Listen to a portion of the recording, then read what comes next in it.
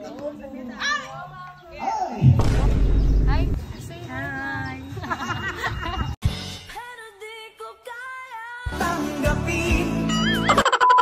Hey, it's me, Bads Veron. It's another day, another ka-vlogan.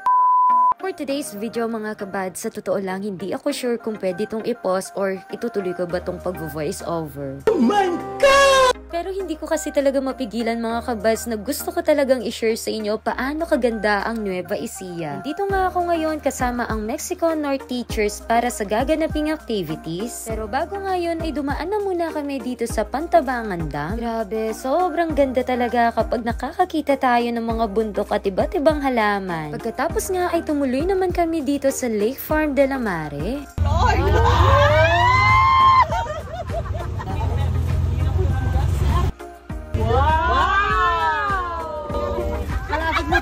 Grabe, it's more fun in the Philippines talaga kasi kung titignan ninyo, bawat lugar sa ating bansa ay may mga ipinagmamalaking lugar. By the way, this is my last day na rin at ito na nga rin yung huling araw ng pagpasok ng mga teacher at napakaswerte ko nga dahil nakasama ko muli sila Sir Charlie at Sir Gerald. Sorry ka mag-voiceover, nandito po tayo ngayon sa Lake Farm. Yan. O, pakisabihan Pantabangan, Nueva Ecija. Sama po namin ang aming model. Ang aming escort. Ako naman po ang kanilang boy. Kapag si Sir Charlie talaga ang kasama mo, hindi pwedeng hindi ka tumawa. And finally, nandito na nga tayo sa Highland Valley at dito nga gaganapin yung activities ng mga teacher. Grabe, sobrang napakasosyal nga ng lugar nito dahil tignan ninyo, may magsusundo pa sa amin. Alam nyo ba mga kabads na dito ginanap yung birthday ni Vice Ganda? At ito na nga pagpasok mo, mararamdaman mo na parang nasa ibang bansa ka. At kaya nga siguro pinangalanan tong Highland Valley dahil nga inspired ito sa Bali, Indonesia. At kung mapapansin ninyo, sobrang pataas kami ng pataas dito kaya siguro tinawag talagang Highland. Alam nyo ba mga kabad, sa totoo lang, nagdadalawang isip talaga ako kung magbi-video ako or hindi. Pero hindi ko talaga matiis dahil gusto ko talagang i-share sa inyo kung ano yung mga napupuntahan kong lugar na magaganda. Hi! Say hi! And here, finally, nandito na nga tayo sa Highland Valley. At ito na nga mga kabads, dito gaganapin yung training and activities po. Bago nga yan, tumingin na muna tayo dito sa labas at tignan natin kung paano kaganda itong Highland Valley. Totoo nga, sinasabi nila na parang nasa Bali, Indonesia ka. And after the training and seminars nga, ay kumain naman kami. Gano'n na yung bangko niyan? Wow. Bilis Baran, bilis.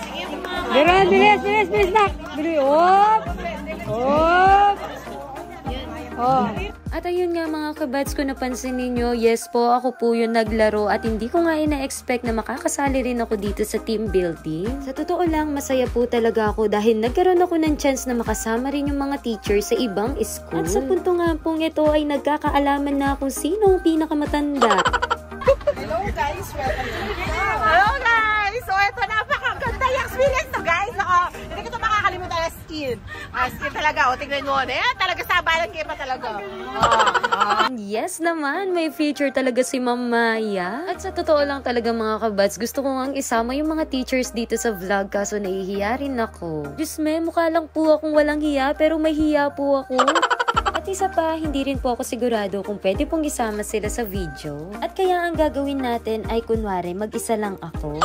By the way, gusto ko na rin nga magpasalamat sa partner in crime ko na si Ma'am Veronica. Sa totoo lang, nahihiya rin talaga ako sa kanya kapag pinipicturean niya ako tsaka kapag nagvi-video. Pero gusto ko rin naman.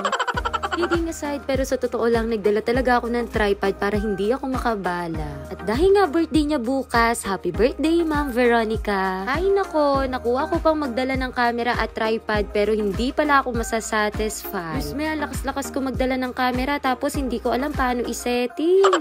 At At alam niyo ba mga kabad, sabi ko nga dun sa post ko sa Facebook, kung nilalaro ba ako ng tadhana o will ba talaga to ni Lord? At alam niyo ba mga kabads, kung saan ako nagpasa ng mga papel ko bilang applicant teacher, ay dun din pala ang huling pagtuturo ko ngayong school year. Dahil din sa kanila, kaya nandito ako. Sabi talaga yung journey na pinapa-experience sa akin ni Lord. Alam ko sa sarili ko na marami pa akong dapat matutunan at alamin. Kaya maraming salamat po CES family sa pagtanggap po sa akin dahil naramdaman ko din na naging parte ako ng pamilya at ng paaralan. At hanggang sa muli, ang inyong Alice in Wonderland.